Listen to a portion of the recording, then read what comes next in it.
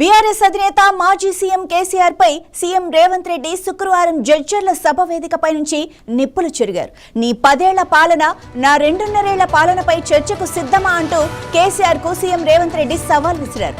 నీ పేరు కేసీఆర్ అయితే చర్చకు రా, ఈ చర్చలో ఓడితే తాను దేనికైనా సిద్ధమని కేసీఆర్ కు సీఎం రేవంత్ రెడ్డి స్పష్టం చేశారు. డబుల్ బెడ్రూమ్ ఇళ్లు కట్టిన చోట మీరు ఓట్లు అడగండని కేసీఆర్ కు సీఎం రేవంత్ సూచించారు.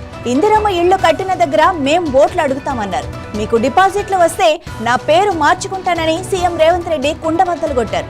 రాసిపెట్టుకో కేసీఆర్, పాలమూరులో మీ జెండా ఎగరనివ్వను అన్నారు. పాలమూరు ప్రాజెక్టుకు డిసెంబర్లోగా 90 టీఎంసీలు నీటిని సాధిస్తామని సీఎం రేవంత్ రెడ్డి ప్రకటించారు. నీటి సమస్యలపై పక్క రాష్ట్రాలతో చర్చలు వద్దా అని కేసీఆర్ తీరును ఎండగట్టారు. తాను చర్చలు చేస్తానంటే బురద జల్లుతున్నారని మండిపడ్డారు.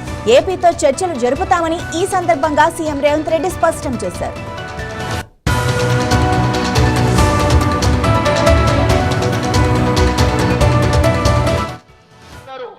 గోడ సాట్ను వస్తారు, గూడు పుటాని చేయడానికి వస్తారు.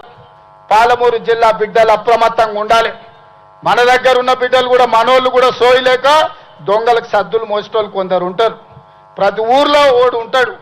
గట్లనే వనపర్తిలో ఒకైనా, మహబూబ్నగర్లో ఒకైనా ఆడొకడు ఈడొకడు మోపాడు. పాలమూరులో మంచి జరుగుతుంటే చెయ్యకపోయినా, సహకరించకపోయినా నోరు మూసుకొని ఉంటే మంచిది. చివరిగా ఒక్క మాట చెప్పదలుచుకున్నా. 94 నుంచి 2004 వరకు 10 సంవత్సరాలు తెలుగుదేశం పార్టీ అధికారంలో ఉన్నది.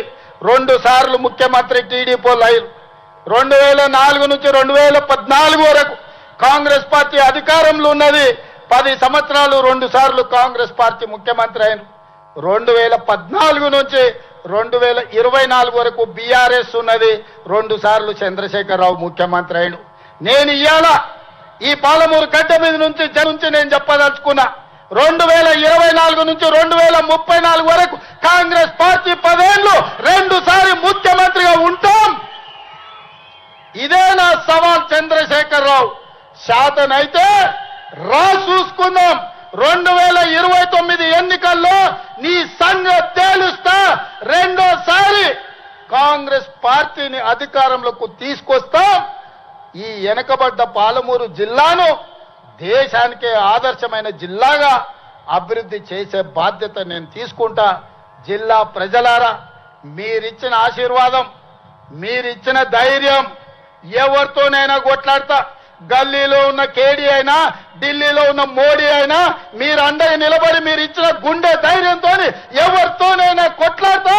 పాలమూరు జిల్లాను అభివృద్ధి చేసే బాధ్యత నేను స్వీకరిస్తున్నారా. ఏ ఊర్లో నేను ఇందిరమ్మ ఇల్లు కట్టిందో గా ఊర్లో నేను ఓట్లు అడుగుతా. నీకు డిపాజిట్ వస్తే నా పేరే మార్చుకుంటా. మీద బతుక డబుల్ బెడ్రూమ్ ఇల్లు ఇస్తామని, దళితులకు 3 ఎకరాల భూమి ఇస్తామని, కేజీ టు పీజీ ఉచిత విద్య ఇస్తాని, ఉత్తర్నాపూర్లో మునిగినోళ్లకు ప్రభుత్వ ఉద్యోగం ఇస్తాని నోరు తెరిస్తే అబద్ధాలు చెప్పి ఇవాళ మేము పనిచేస్తుంటే కాళ్ళలో కట్టబెట్టి అడ్డం పడి మా పాలమూరు అభివృద్ధిని అడ్డుకుంటావా? మా పాలమూరు బిడ్డలు మంచోళ్ళే. మట్టి పని, తట్ట పని, పార పని, పలుగు పని, అన్ని పనులు చేస్తాం. అడ్డం వస్తే నీ పని కూడా చేస్తాం. మేం తవ్విన గోతుల్నే మట్టి తీసుడే కాదు బిడ్డ, పండబెట్టి మట్టి కప్పేది కూడా మా బిడ్డలకు తెలుసు. నువ్వు అనుకుంటున్నావేమో ఈ జిల్లా ప్రజల అమాయకులు 2009లో మోసం చేసినట్టే మళ్ళోసారి మోసం చేద్దాం అనుకున్నావని. నిన్ను మొలక కూడెత్తనీయం బిడ్డ. ఈ జిల్లాల ఈ వేలాది మంది సాక్షిగా పాలమూరు బిడ్డగా చంద్రశేఖరరావు రాసి పెట్టుకొని ఈ డైరీలో పాలమూరు జిల్లాలని జెండాను ఎగరనీయం. గద్దెలు దిగాలే, దిమ్మెలు గూలాలే. ఈ పాలమూరు గడ్డ మీద నీ గుర్తు అనేది ఇక మర్చిపో. నీ గుర్తు, నీ ఎమ్మెల్యే అనేది గతమే. భవిష్యత్తులో